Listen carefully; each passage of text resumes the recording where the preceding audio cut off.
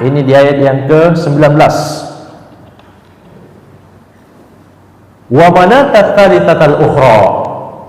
Demikian pula terangkan kepadaku tentang mana yang ketiga, sesembahan yang lain. Bisakah Lata, Uzza dan Mana ini memberikan manfaat dan menimpakan bahaya? Saat Nabi membaca ayat ini, maka setan datang mengacaukan bacaan Nabi sallallahu alaihi wasallam.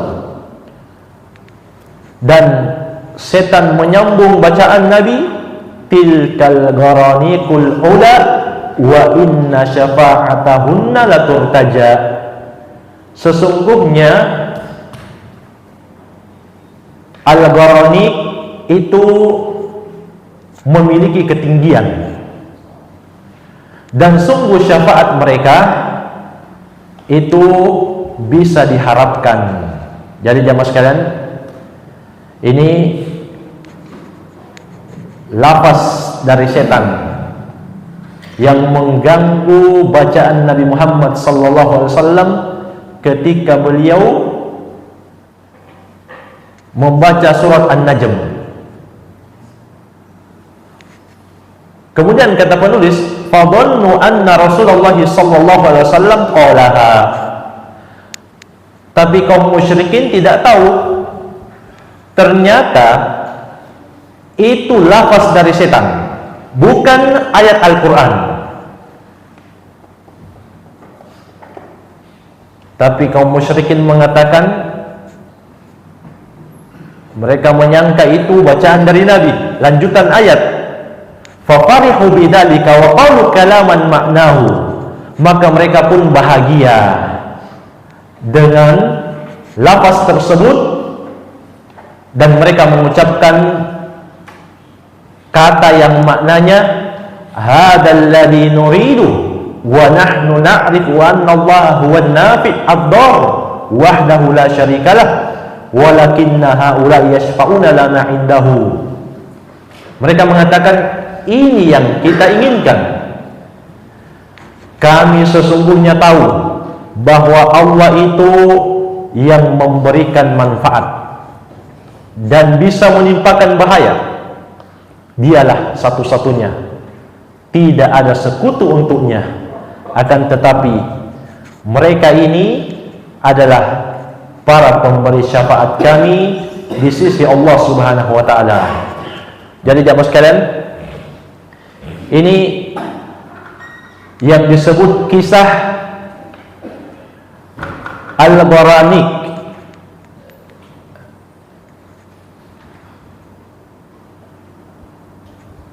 Kaum musyrikin menyangka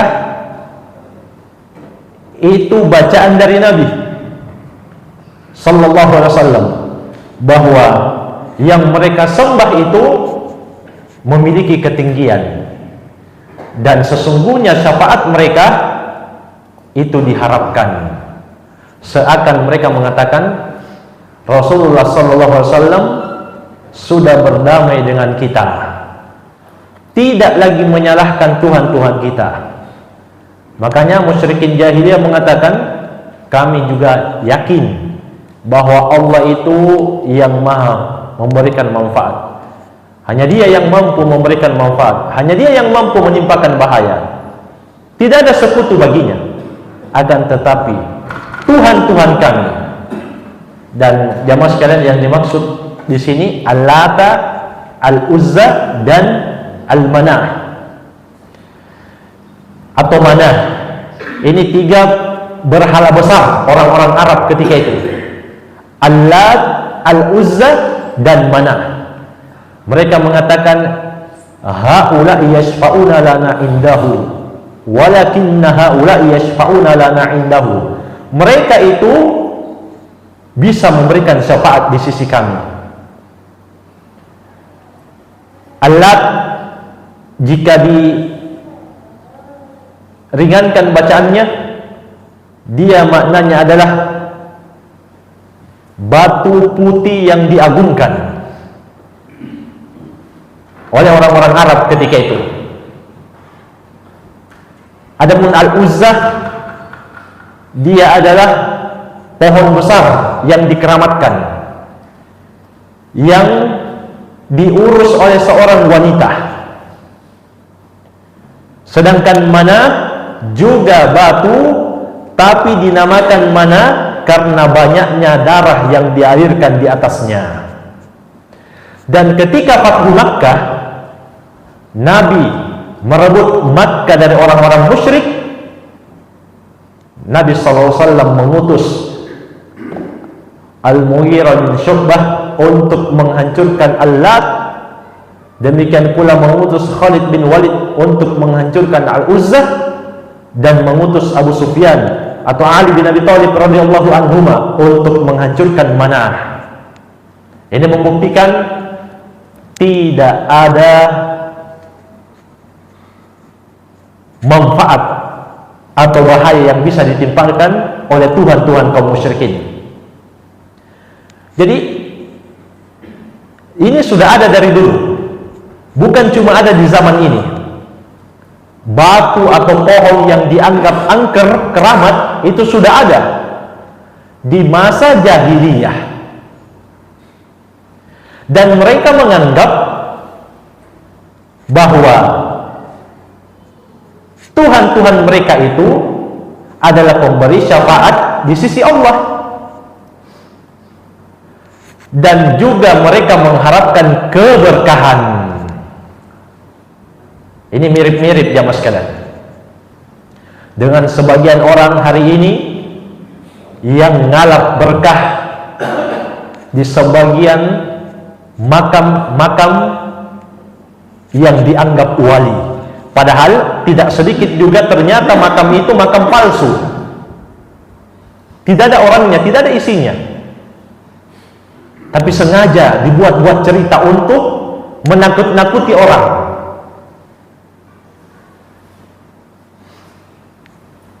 Sehingga orang banyak yang datang dengan nama wisata religi. Mereka pun mendapatkan untung, cuan di situ, banyak harta. Padahal jamaah sekalian, kuburan itu bukan tempat cari berkah. Bahkan Nabi melarang dalam hadits Ibnu Umar yang dikeluarkan oleh Al-Bukhari dan Muslim untuk menjadikan rumah kita seperti kuburan. Beliau mengatakan, ij'alu fi buyutikum min salatikum, jadikan di rumah kalian sebagian salat kalian.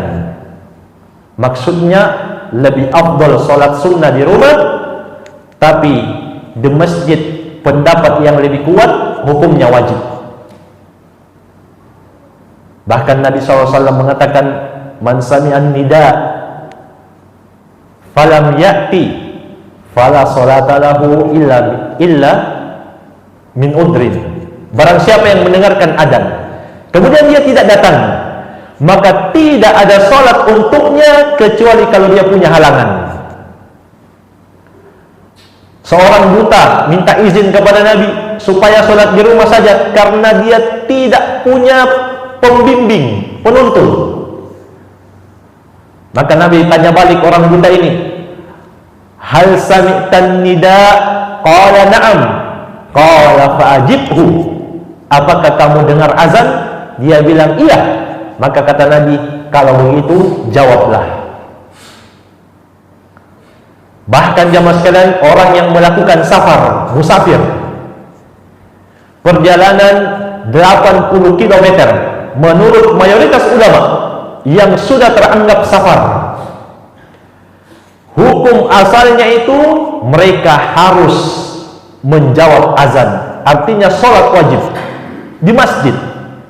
Kecuali kata para ulama itu memberatkan safarnya, memberatkan dia, membuat dia lelah atau dia tidak sanggup, maka diberikan keringanan untuknya menjamak sholat. Tapi asalnya siapa yang mendengarkan azan kata Nabi kemudian dia tidak jawab, dia tidak datangi, maka tidak ada sholat untuknya kecuali kalau dia punya halangan. Jadi kuburan itu bukan tempat ngalap berkah. Nabi katakan, jadikan sebagian sholat kalian di rumah kalian, maksudnya sholat sunnah, sebab sholat sunnah itu lebih afdal di rumah. Kemudian Nabi ingatkan, wala tattakhiduha kubura, jangan kalian jadikan rumah-rumah kalian seperti kuburan. Maksudnya di sini ada dua. Yang pertama, jangan kamu mengubur di rumah orang yang meninggal, jangan kamu menjadikan rumahmu tempat mengubur orang. Yang kedua, maksudnya jangan kamu jadikan rumahmu seperti kuburan yang tidak disolati padanya, juga tidak dibaca Quran di dalamnya. Jadi tidak boleh sholat, tidak boleh baca Quran. Karena kalau kita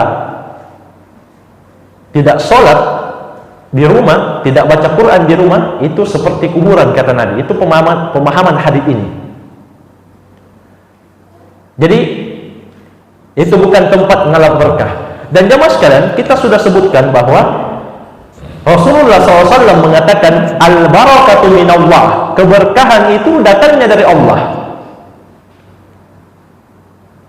Maka untuk menetapkan sesuatu itu berberkah harus terpenuhi 3 syarat. Yang pertama, ada dalilnya yang menyebutkan sesuatu itu berberkah. Apa artinya berkah jamaah sekalian? Berkah itu kathratul khair wa thubutuhu wa luzumuhu, banyaknya kebaikan dan tetapnya kebaikan tersebut dan selalu ada. Itu yang dimaksud berkah, itu yang dimaksud dengan barakah. Kebaikannya tetap ada, tetap selalu bertahan dan banyak. Itu maknanya berkah. Jadi untuk menentukan sesuatu itu berberkah harus punya dalil. Kemudian syarat yang kedua juga harus ada dalil cara mengambil berkahnya. Dan syarat yang ketiga, meyakini bahwa sesuatu yang berberkah itu kalau ada dalilnya cuma sebatas sebab. Yang maha memberikan berkah adalah Allah Subhanahu wa ta'ala. Kita kasih contoh. Nabi sallallahu alaihi wasallam mengatakan, ma'u zamzam lima syuriba lahu. Air zam-zam itu tergantung niat untuk apa dia diminum. Sampai-sampai Asy-Syaukani mengatakan ini lafaz umum. Bisa juga masuk orang minum air zam-zam dengan niat menguatkan hafalan. Kita yakini, kita terima. Kenapa jamaah sekalian? Sebab ada dalilnya dari Nabi. Kemudian setelah terpenuhi syarat yang pertama, harus ada cara yang kedua. Terpenuhi syarat yang kedua. Bagaimana cara ambil berkah dari air zam-zam? Caranya apa? Di dalam hadis dikatakan syuribah, madi fi'il mali majhul, diminum, bukan digantung-gantung di warung atau dijadikan di botol kemudian diikat di pinggang, tidak. Syuribah kata Nabi, diminum. Kemudian yang ketiga jamaah sekalian, kita harus yakin bahwa air zam-zam ini hanyalah sebab keberkahan, bukan dia penentu keberkahan tersebut. Mana buktinya? Banyak juga orang yang minum air zam-zam tidak kuat hafalannya. Bulan ini sudah hafal An-Naba, An-Nazi'at, bulan depan hilang. Padahal sudah minum air zam-zam yang galon ini, yang 5 liter. Kenapa jamaah sekalian? Sebab itu hanya sebatas sebab, bukan dia yang memberikan keberkahan. Jadi itu 3 syarat menentukan keberkahan. Jadi tidak bisa kita ngalap berkah di kuburan, tidak ada dalilnya. Justru yang ada dalil yang melarang. Baik. Kemudian jemaah sekalian, maksud penulis menyebutkan kisah ini ingin menjelaskan kepada kita bahwa musyrikin jahiliyah itu meyakini bahwa Lata, Uzza, Mana dan sembahan-sembahan mereka tidak mampu memberi manfaat dan tidak mampu menimpakan bahaya. Mereka yakin itu, mereka tahu. Cuma penyakitnya syafaat. Apa itu syafaat? Syekhul Islam Ibn Taimiyah rahimahullah mengatakan syafaat itu doa kepada Allah dari orang yang diizinkan untuk memberi syafaat, agar supaya orang yang mendapatkan syafaat bisa diselamatkan atau dimaafkan. Kita juga sudah sebutkan, jika ada orang yang tadinya harus masuk neraka, kemudian melalui syafaat Nabi, doa Nabi kepada Allah diterima, sehingga orang ini mendapatkan syafaat dan akhirnya gagal atau batal masuk neraka. Itu diantara fungsi syafaat, menyebabkan seseorang selamat dari neraka. Cuma jamaah sekalian, Allah Subhanahu wa taala mengatakan syafaat itu hanya miliknya. Bahkan Allah menyebutkan di surah yang sama, di surah An-Najm, di ayat yang ke-26, "Wa kam min malakin fis samawati la tughni syafa'atuhum syai'an illa min ba'di ayyadana-Allahu liman yasha'u wa yarda." Betapa banyak malaikat di langit, kata Allah, tidak ada satupun syafaatnya yang mampu melindungi, yang mampu mencukupi, kecuali setelah Allah izinkan untuk mereka memberi syafaat, dan hanya untuk orang yang Allah ridhai. Jadi syarat syafaat itu 2.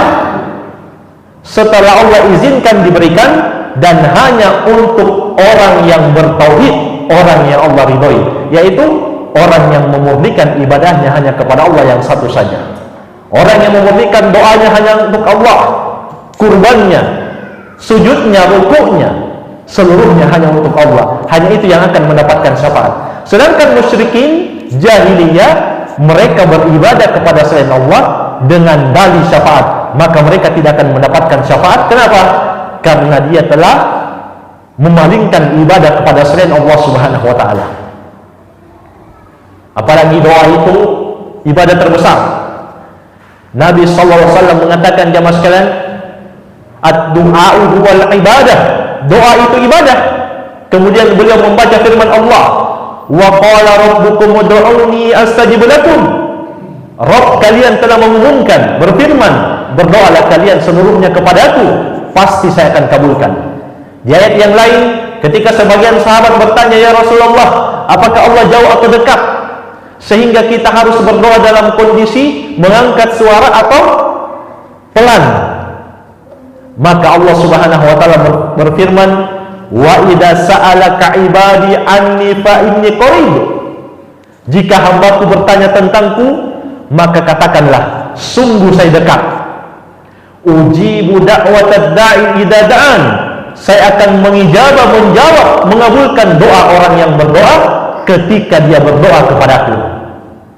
Jadi Allah itu dekat, dan kedekatan Allah jamaah sekalian ada 2. Kedekatan yang umum dan kedekatan yang khusus. Kedekatan yang umum maksudnya apa? Dekatnya ilmu Allah. Allah tahu semua perbuatan makhluk.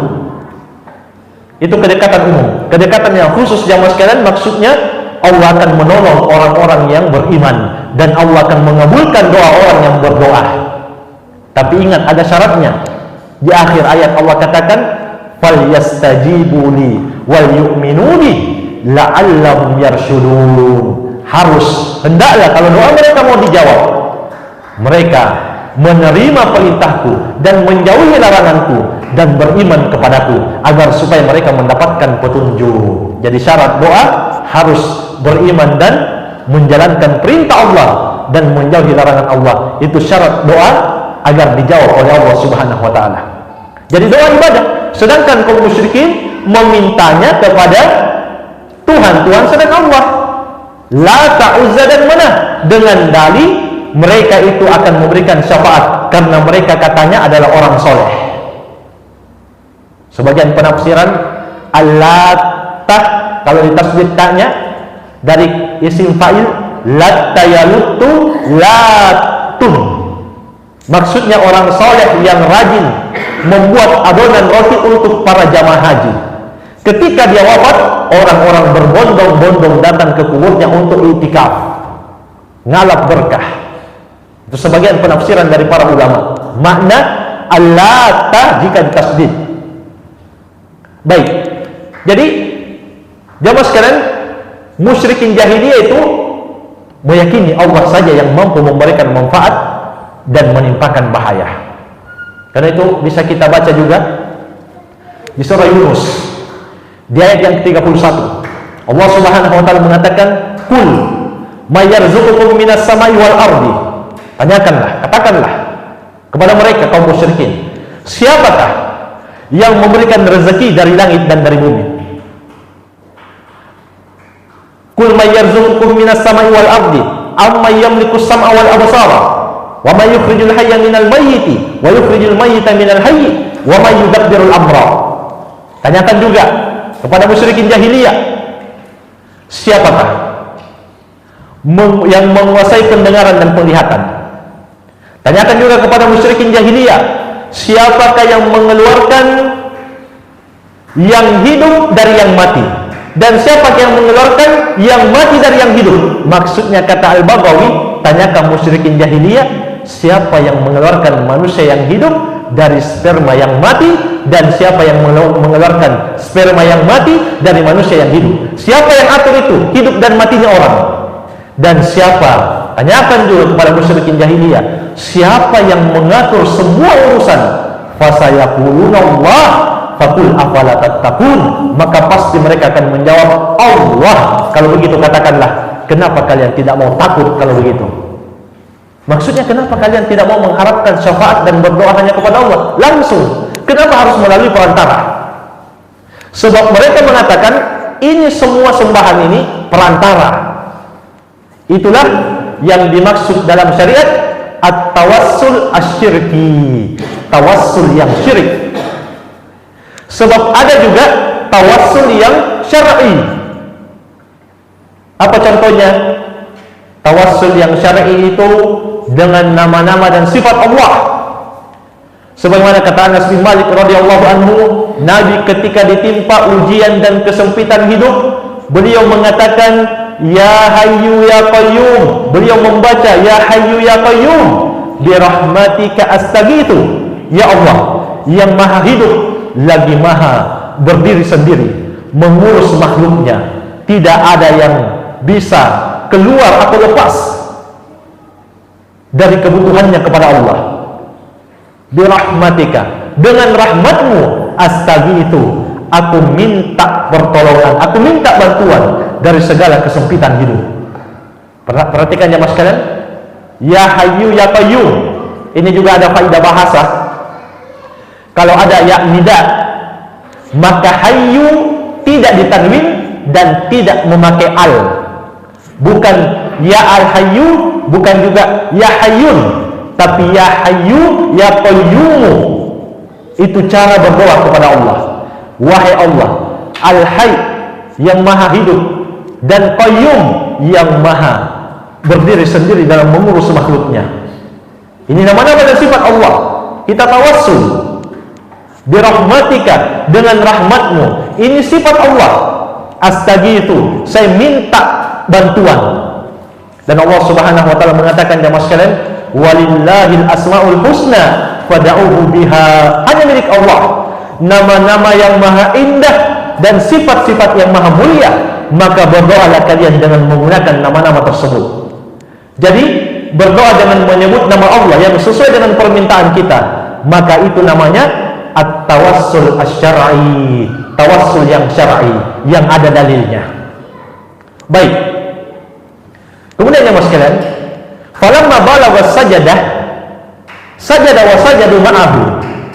Ketika sampai di lafaz sujud, maka Nabi bersujud, kaum muslimin juga yang menyaksikan sujud, dan kaum musyrikin juga ikut sujud.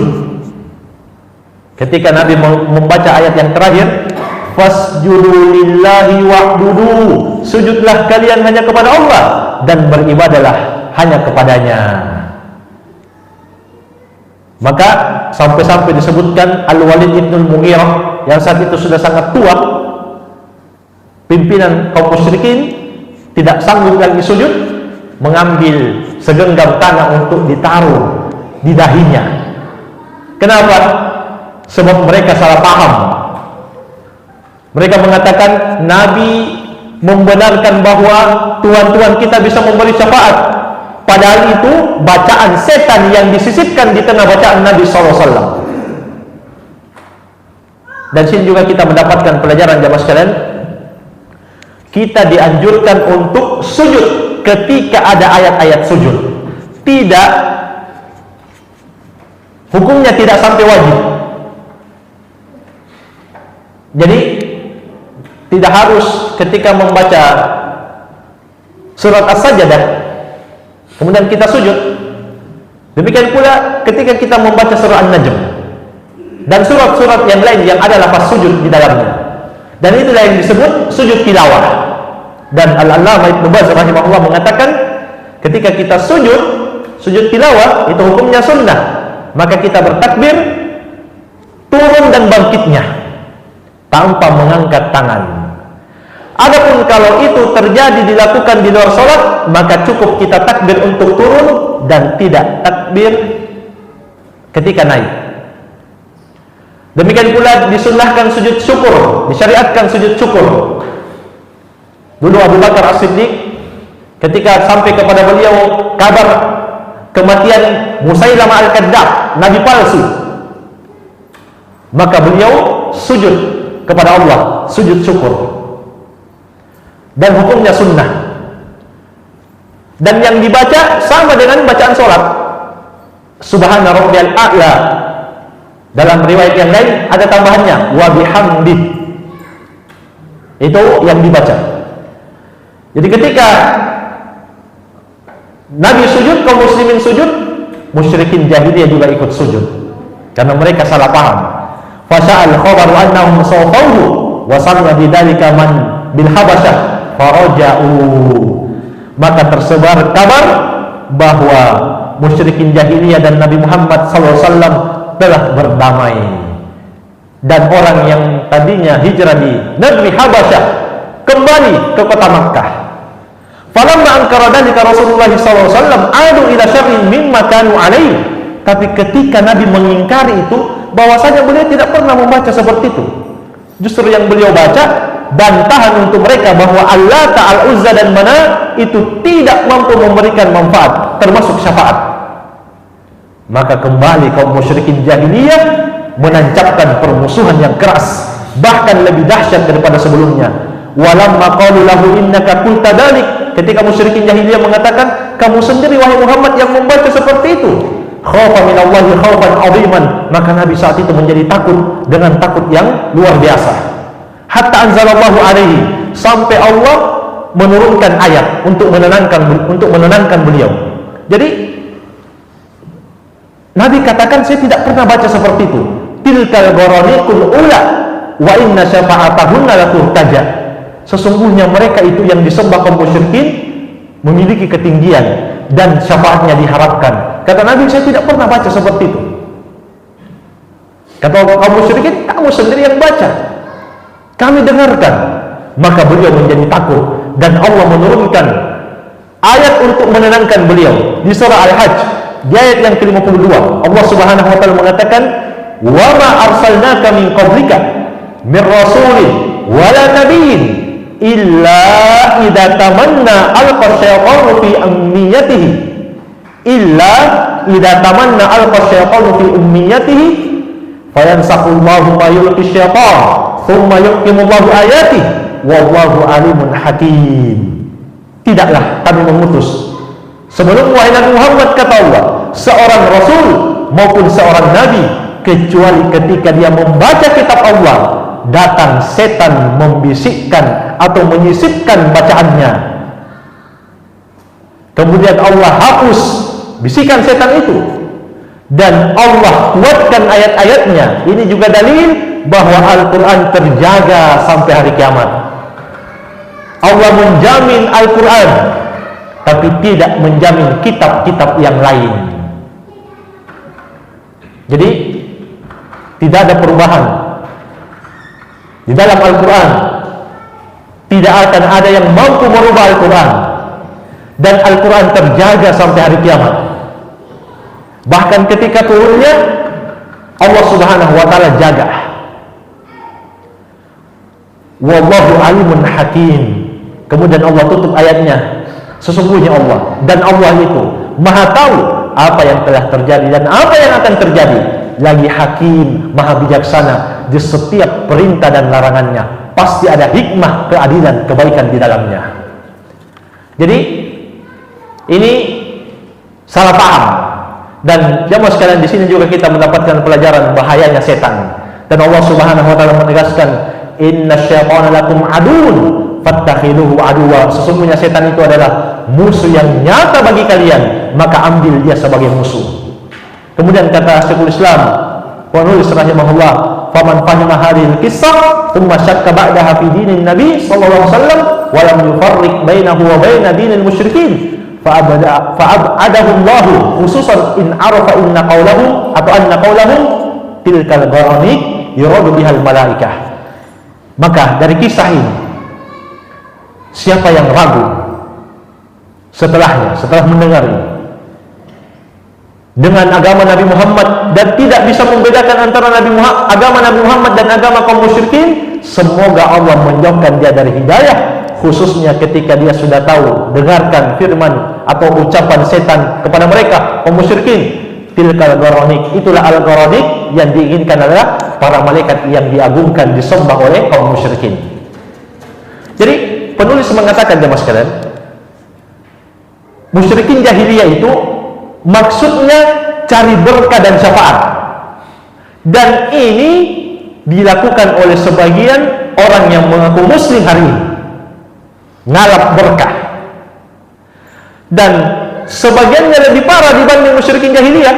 Musyrikin jahiliyah meyakini hanya Allah yang bisa menimpakan bahaya dan memberikan manfaat. Tapi sebagian orang hari ini meyakini ada penunggu di tempat-tempat tertentu, ada penguasa di situ, sehingga kita harus salam-salam dulu, atau minimal bunyikan klakson, sehingga kita tidak celaka. Ini lebih parah jamaah sekalian dibanding musyrikin jahiliyah. Kenapa? Sebab musyrikin jahiliyah meyakini hanya Allah yang bisa menimpakan bahaya dan bisa memberikan manfaat. Jadi kalau ada orang yang meyakini ada makhluk penunggu, penguasa di tempat tertentu, berarti dia lebih parah keyakinannya, kesyirikannya dibanding musyrikin jahiliyah. Siapa yang tidak bisa bedakan ini, semoga Allah menjauhkan dari hidayah, semoga Allah menjauhkan dia, kata penulis rahimahullahu ta'ala. Jemaah sekalian, selesai kisah yang ketiga. Mungkin saya bisa kita ambil, semoga bermanfaat. Kalau masih ada waktu, barangkali yang perlu dipertanyakan, saya persilahkan.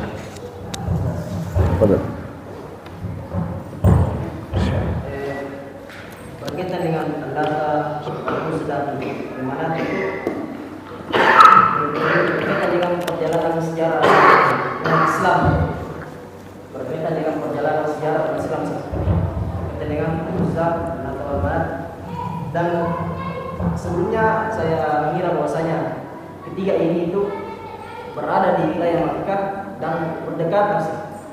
Dan di sini dikatakan bahwasanya Al-Uzza itu berada di Hiya ahlul Makkah qariban min Arafat. Dia dan Al-Manat itu berada di Makkah dan lebih dekat kepada Makkah wal Madinati qariban min al-Madinah. Dia berada di antara Makkah dan Madinah, tapi dia berada lebih dekat kepada Madinah. Berarti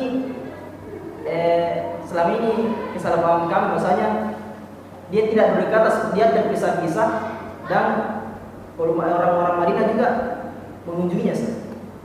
Yes. Baik, jamaah sekalian, memang dalam menetapkan tempat itu kadang para ulama ahli tafsir berbeda pendapat. Namun intinya saat Nabi diutus, beliau berdakwah di Makkah 13 tahun. Dan kaum musyrikin sudah punya Tuhan saat itu. Bahkan disebutkan dalam sejarah ketika Fathu Makkah, beliau sendiri menghancurkan patung-patung yang ada di Ka'bah. Jumlahnya ada ratusan. Dan ketika beliau berhijrah ke kota Madinah, orang yang ada di kota Madinah dan sekitarnya belum semua beriman. Cuma beliau ditolong oleh sahabat dari suku Al-Aus dan Al-Khazraj, tapi tidak semua. Jadi intinya dimanapun letaknya, saat itu belum semua menerima dakwah tauhid. Belum semua menerima dakwah tauhid. Bahkan disebutkan oleh Al-Baghawi rahimahullah bahwa Manah itu atau Al-Uzzah, dia itu pohon yang ketika Nabi mengutus Khalid bin Walid, dia sudah potong tapi tidak sampai ke akarnya.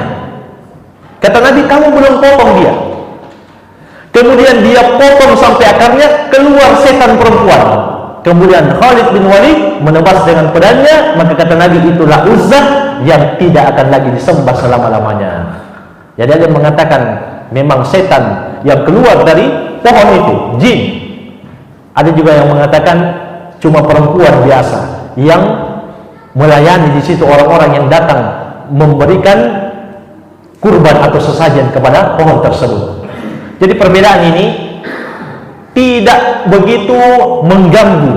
Intinya inilah 3 berhala besar di tengah orang Arab. Baik, ini wallahu alam. Ada yang lain, saya persilakan. Fadil.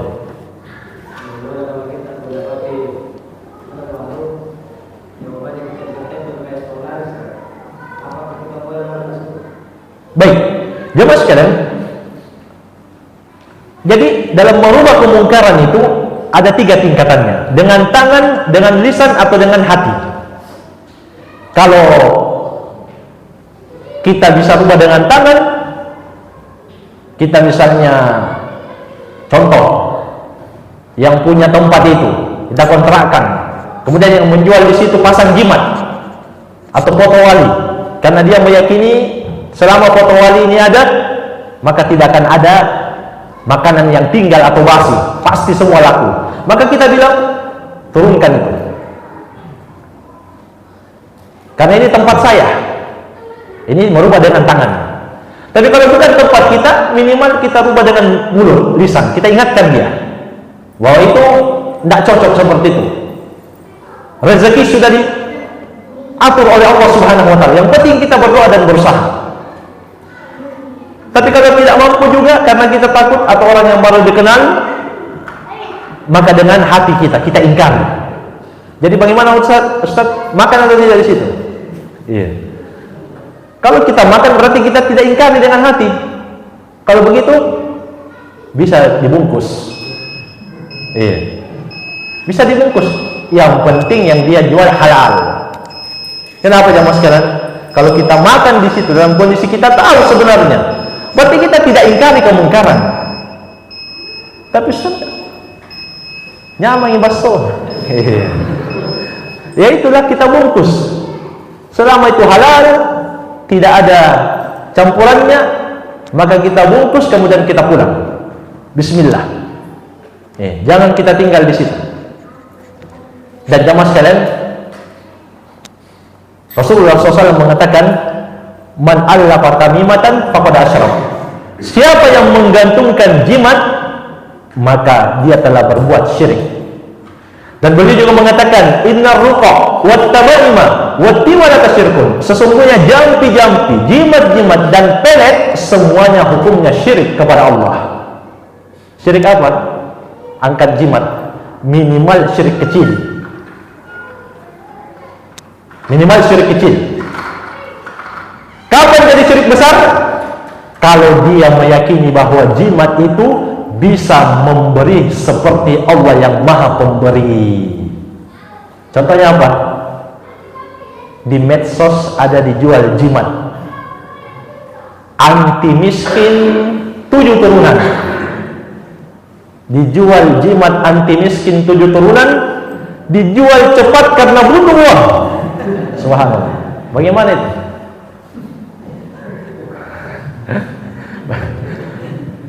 Ya, bagaimana konsepnya? 7 jimat anti miskin 7 turunan dijual karena butuh uang. Kalau dia yakini bahwa jimat itulah yang memberi seperti Allah memberi rezeki, maka syirik besar. Tapi kalau dia yakin cuma sebab, saya yakin Ustaz, Allah yang memberikan rezeki, Allah yang mengatur rezeki kita, cuma itu sebab, maka ini minimalnya syirik kecil. Kenapa? Karena menentukan sebab yang tidak Allah tentukan sebagai sebab syirik kecil. Kenapa?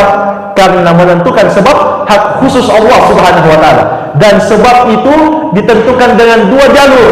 Yang pertama dengan dalil, yang kedua dengan percobaan ilmiah yang masuk akal, yang ada hubungan sebab akibatnya.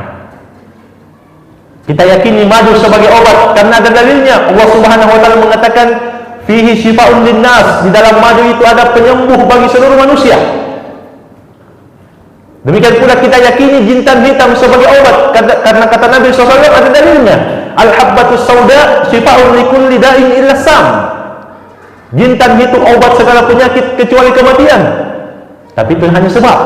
Allah lah yang menyembuhkan. Kalau Allah menghendaki sembuh, kalau Allah tidak menghendaki sembuh, tidak mungkin sembuh. Walaupun beli madu asli, beli herbal, sudah banyak. Kalau dia tidak sembuh, Allah inginkan dia tidak sembuh, tidak akan sembuh. Kemudian jalur yang kedua, dengan percobaan ilmiah yang masuk akal, yang ada hubungan sebab akibatnya. Air itu menyebabkan seseorang tenggelam jika gelombangnya tinggi di laut. Jadi ada sebabnya, orang tenggelam karena sebabnya air. Nah sekarang kita uji ke jimat atau peniti atau bawang. Sebagian orang menaruh peniti atau bawang di bawah bantal si bayi kalau lagi tidur. Apa tujuannya? Supaya jin takut. Jamaah sekalian, jin itu tidak bodoh-bodoh amat. Jin itu pernah mencuri berita, bersusun ke langit. Kita sudah sebutkan banyaknya tuh jin, halusnya badannya, bisa terbang, curi berita yang dibicarakan oleh para malaikat dan disampaikan kepada dukun, biar dukun itu seakan sakti. Masa dia takut sama peniti, sama bawang? Itu tidak ada dalilnya dan tidak bisa dijelaskan secara ilmiah yang masuk akal, tidak ada hubungannya. Baik, jadi minimalnya syirik kecil kalau gantung-gantung jimat, tapi bisa menjadi syirik besar kalau dia meyakini bahwa jimat itulah yang memberikan seperti Allah yang Maha Memberi. Wallahu ta'ala alam bisawab. Sudah masuk ke isya, lebih dan kurangnya saya mohon maaf. Wabillahi taufik. Subhanakallahumma bihamdik, asyhadu an la ilaha illa anta astaghfiruka wa atubu ilaik. Walhamdulillahirabbil alamin. Wassalamualaikum warahmatullahi wabarakatuh.